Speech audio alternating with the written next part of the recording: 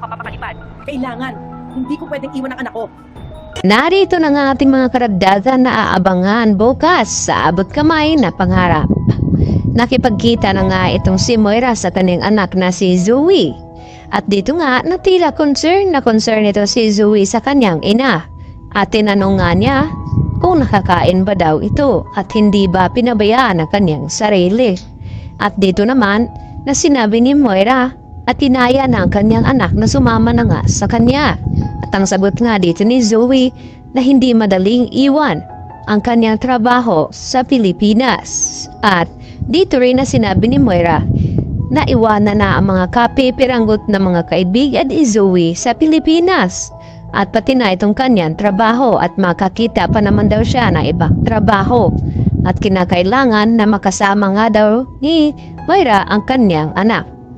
Maya-maya nga ay tinawagan ni Moira itong si Mamoshi at tinanong kung nagawa na ba daw niya itong passport ni Zoe. Nang sa ganoon ay makaalis na sila agad. At dito nga na sinabi ni Mamoshi na baka matatagalan pa. At wag na lang namang daw niya isama ang kanyang anak. At tumutol naman itong si Moira. At dito pa saad ni Mamoshi sa kanya na baka mahuli itong si Moira bago makadipad. At wala naman daw choice ito si Moira kundi hintayin itong passport ni Zoe. At hindi naman daw niya magawang iwan ito. At dahil gusto niyang isasama dahil tanging si Zoe na lang ang mayroon nitong si Moira. Kaya naman, medyo matatagalan ang paglayas dito ni Moira hanggang sa mahuli ito at maabutan ng mga pulis. At dito rin na pag-alaman ni Carlos Benitez dahil sa sinabi ni Zoe na gusto daw siya isama ng kanyang ina sa pagtakas.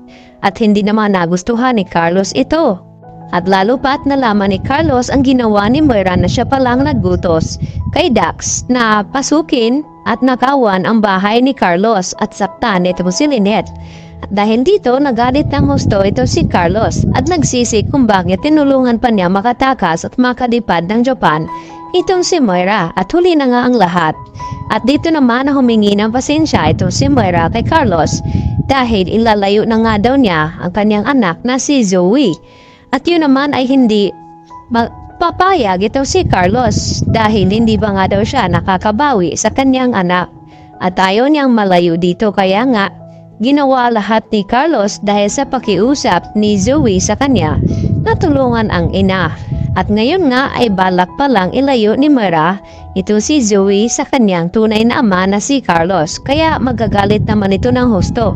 At dito na yan nasabihin ni RJ ni Carlos kay RJ kung saan nanunuluyan itong si Moira na sa ganon ay mahuli ito at hindi na to tuloy makatakas at mailayo itong si Zoe dahil nga hindi niya kinakala na may nagawa pala itong si Moira na ikagalit dito ni Carlos. At labis naman na nagulat din itong si Lynette nang mapagalaman niya mula dito kay Giselle na hindi lang pala ang pagkidnap kay Don Pepe ang ginawa ni Moira. Siya rin pala ang nagutos na pasukin at nakawan ang bahay ni Carlos. Kaya naman, sinabi ni Lynette na sana raw ay makarma itong si Moira at bumalik sa kanya ang lahat ng kanyang mga ginawang kasamaan. At dito naman nag-react itong si Zoe dahil ina niya pa rin ito. Yan ang ating abangan bukas mga kapuso. Dito lamang yan sa abot kamay na pangarap.